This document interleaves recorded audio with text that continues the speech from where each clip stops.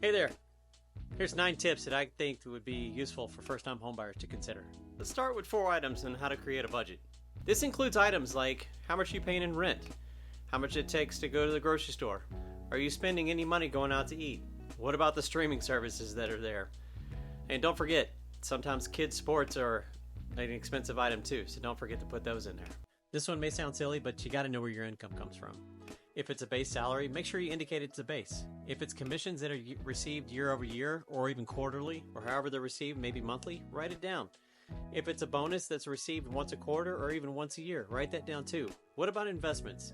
You receive investment income, make sure you notate that as well. It's really important to know where your entire income level comes from. This is a fun one.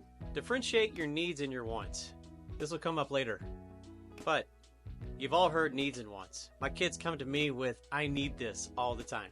So, really, do they need it? Or is it just a want? And set your financial goals. It's really important to make sure that you are still saving for your future, as well as making sure that you have an emergency fund. I would recommend at least 6 months of your living expenses set aside. Here's 3 things to consider when you're choosing the right neighborhood. Take a look at your location as well as the commute. Maybe adding an extra 5 minutes to your commute to work could put yourself into a better neighborhood that's more desirable for significant others and even your children. Look at the neighborhood.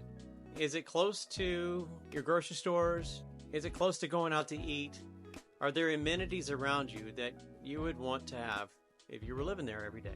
How about the safety and the crime rates of the area? This is where I would work with your buyer's agent too, because sometimes they can pull reports to figure out, hey, what are the statistics in the area related to safety and crime? One good tip: you've driven the property and looked at it during the day. Take a peekaboo at what it looks like at night. This will help you get a good feel of what the neighborhood vibe is like. When choosing your neighborhood, look at its community and amenities. Does it really fit your lifestyle? Look for parks, community centers, rec facilities. Don't forget libraries. What about trails and biking situations? You really want to find things that line up with your lifestyles. For me, I like to find a local pond that I can go fish with my boy.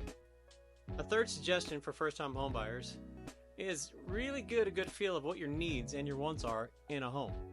Start by making a list. I really mean it. Write it down. Get a pen and paper. There are things that you will not want to live without. When you go to the closet, how much space do you need for this person? How much space do you need for this person? How many bedrooms are there? What about the number of bathrooms? There's a number of things that you could look at that are mandatory that you're going to want to have. You got your list made. It's time to do the fun part. Then let's prioritize that list. There's not going to be the perfect house out there for you. I guarantee you that. There's going to be something that you just don't like right off the bat.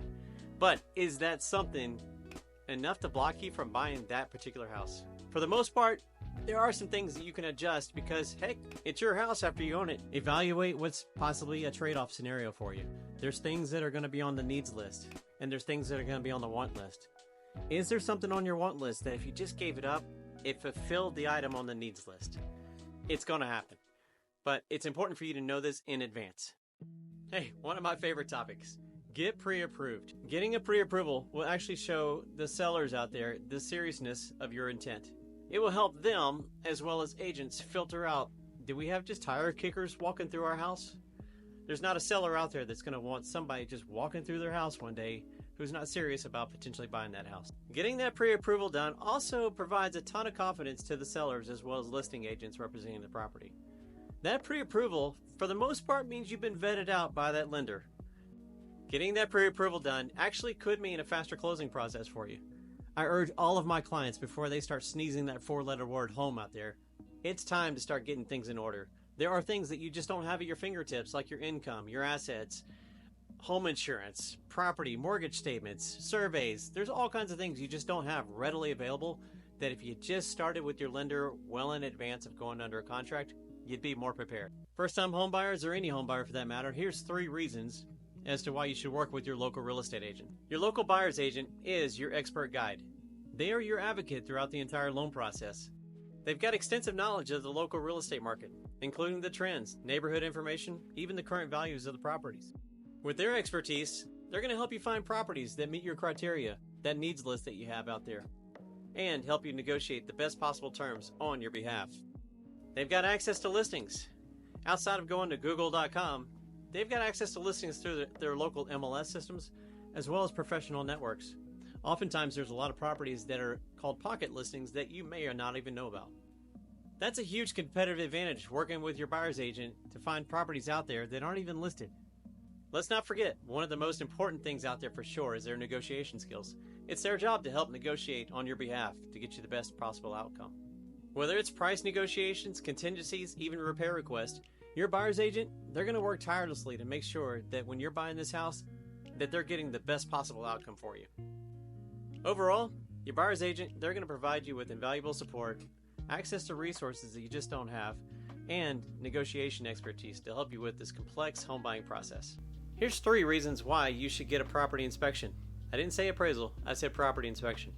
One of the key things they do is just to identify potential issues. You've walked through the property, and so has your real estate agent, but there's certain things that you just didn't catch with your own eye. This is a trained professional that goes in and looks from everything from the roof all the way to the slab just to identify the issues that may be in the property.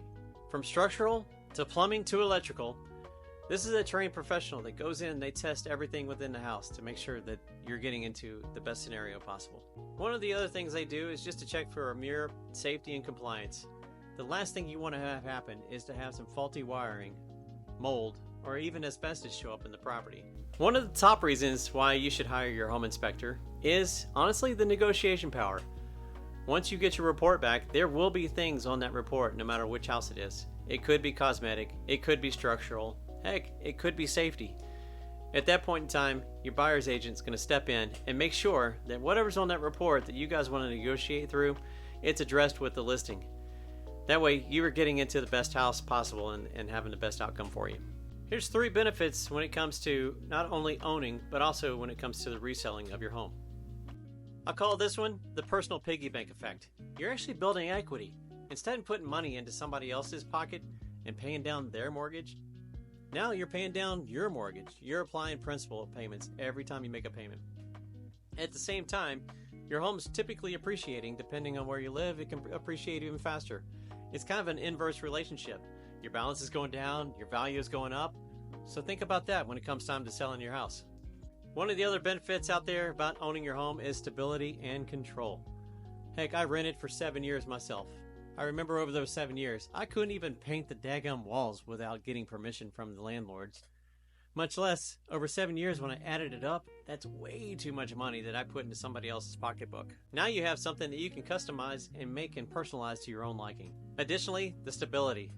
You know exactly what your payment is going to be month over month over month. No more landlord trying to increase the rent on you. Your principal and interest payment will remain the same throughout the life of a fixed rate loan. Hey, if you filed your tax returns last year, how much of your rent were you able to write off? Well, one of the other last benefits that I'd like to mention is just the tax benefits. Depending on your situation, mortgage interest is a tax write-off for you. It comes right off of your gross income. Hey, always refer to your CPA or even your tax accountant around this one. But let's just say you go to sell your house and you sold it for a profit. Well, that's a capital gain, but there's a good key point here that you may be able to exclude that depending on your scenario. Hey, here's the top 3 reasons why you should start with your mortgage officers if you're in the process of trying to buy a house.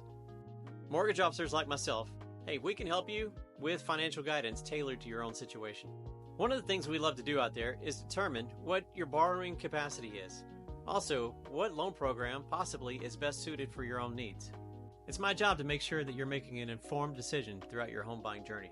Another really good reason why I prefer my clients start with mortgage officers is we can look at your financial picture, the whole picture, and also give you a pre-approval at that point in time. We talked about this in an earlier video, but the pre-approval will actually give you more confidence on the street and provide seller confidence when it comes time to making negotiations for that house. Hey, there's another really good reason to start with your mortgage officers, is we've got a vast array of product sets that's out there. Products do vary from one lender to the next, and if you're working with the right mortgage officer, they're going to make sure that the product that you are looking for is actually the product that you get into, whether or not they have that product. At least that's what I do for my clients. Here's 3 key notes when reviewing your purchase contracts for buying a home. Making sure that your purchase price as well as your payment terms are accurate is extremely important. Kind of goes unsaid, but we are human and we will make mistakes sometimes. So if your purchase price as well as the payment terms are not exactly what you thought they should be, it's okay. Just make the correction, just get with your agent, and it'll all get fixed up. But get it fixed up before you present it to your lender. Make sure you are reviewing any kind of contingencies and conditions within the contract. Yes, there are certain things out there that do have deadlines. You're going to want to pay attention to financing, appraisal, home inspection, heck, even the sale of your current home. When it comes to contingencies, as well as any conditions within the contract, this is another really good reason why you need your buyer's agent there. They're going to make sure that that contract provides you with enough flexibility as well as protections. Let's not forget the closing as well as possession details.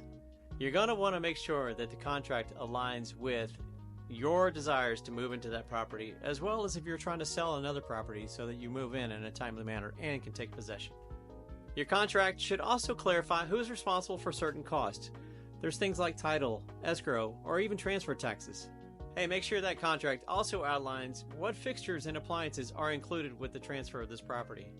There's also other things you want to look for, like making sure the repairs are mentioned if there's repairs that are needed as well. Hey, I really hope you enjoyed the 9 tips that I consider to be good tips for first-time homebuyers. It's our job in the mortgage industry to help you navigate these waters. Also, make sure you're working with the right buyer's agent. They're there to help you and be your advocate throughout the entire process.